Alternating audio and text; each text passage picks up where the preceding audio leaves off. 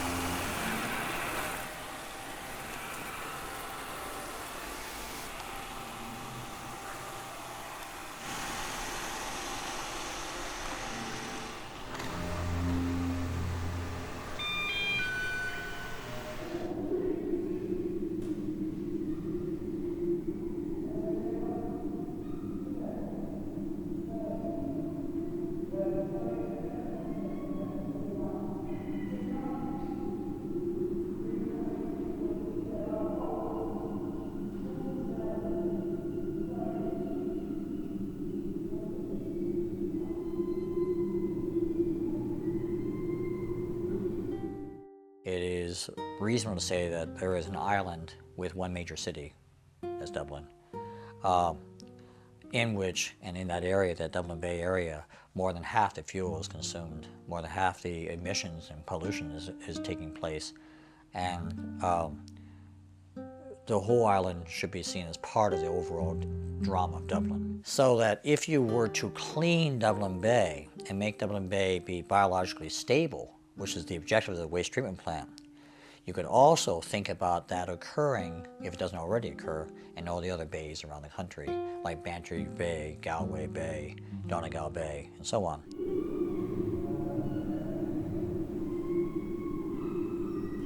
Anya, one child, a fragment of a being, a bridge between times. The land. The stories live on.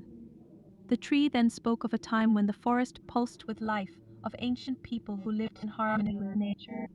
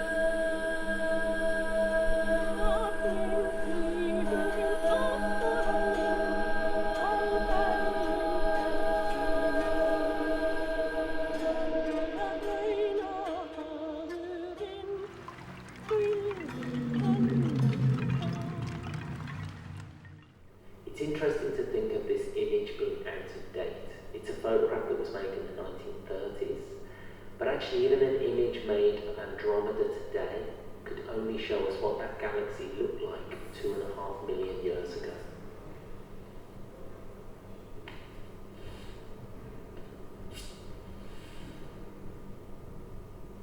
A foot.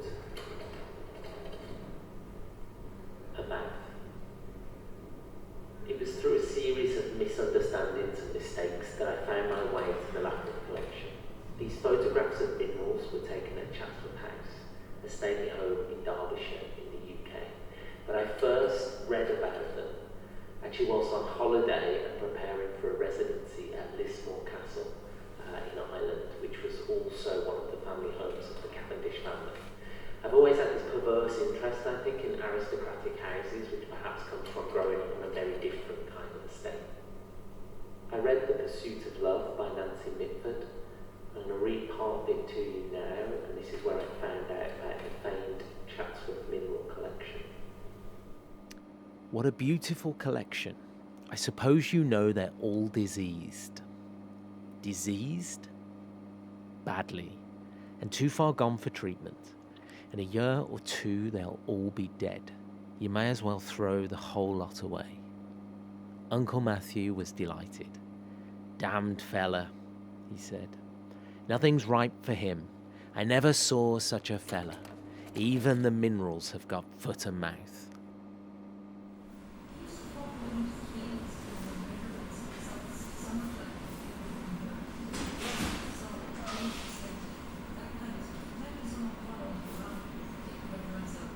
Whenever the boxes were all brought out, the numbered boxes corresponded to different areas of the wall.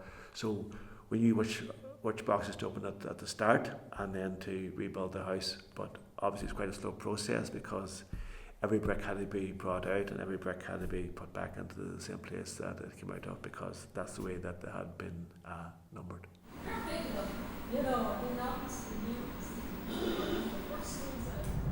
We'll never know what it was, but just so clear now in my mind, you know, it's something had to be there. That's the way I look at it. And like for the time, 45 seconds, I know it is the time, which is a long time when you're looking at something moving across the skies.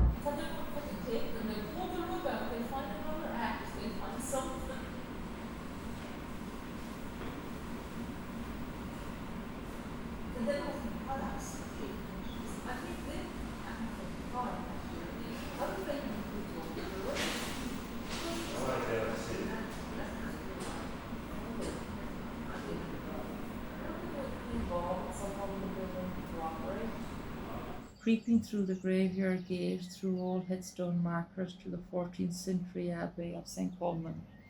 Opening an old sack as they approached the skulls, piling them into the bag, stealing them from the reception place beside the altar. People whose ancestors sailed to the island, or people who came to live here, people who wanted to be buried here and rest in peace here. Stolen skulls in the dark of night, brought out in a boat, lied about, handwritten evidence is there to prove the crime.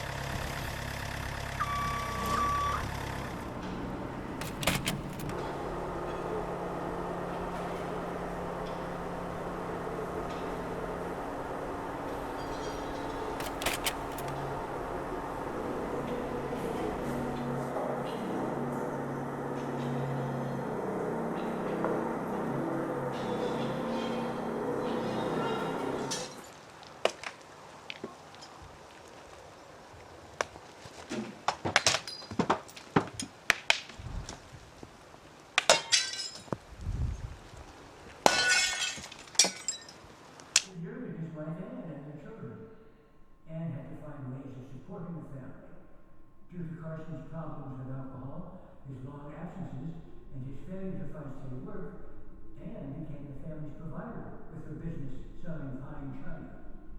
During his 4-year absence, his wife Anne had no way of knowing where he was, or whether he was still alive.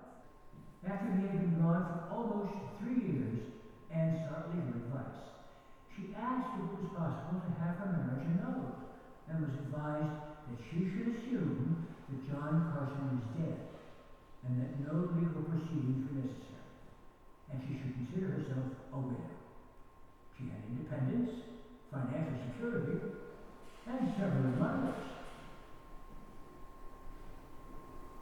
John Carson resolved to return to America to be reunited with his wife and children.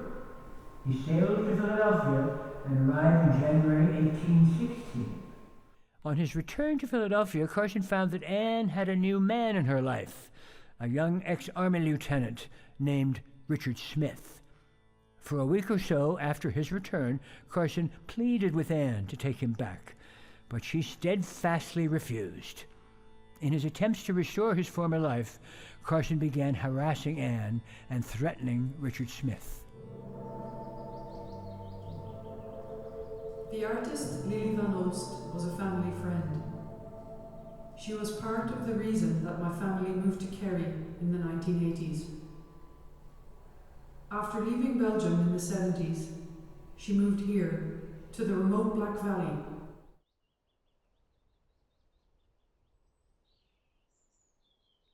She came from a line of 16th century Flemish master painters, and up until moving to Ireland, she painted and drew. But after a while, she began to use raw wool from her neighbours' farms and donated nylon from a local tights factory in her work.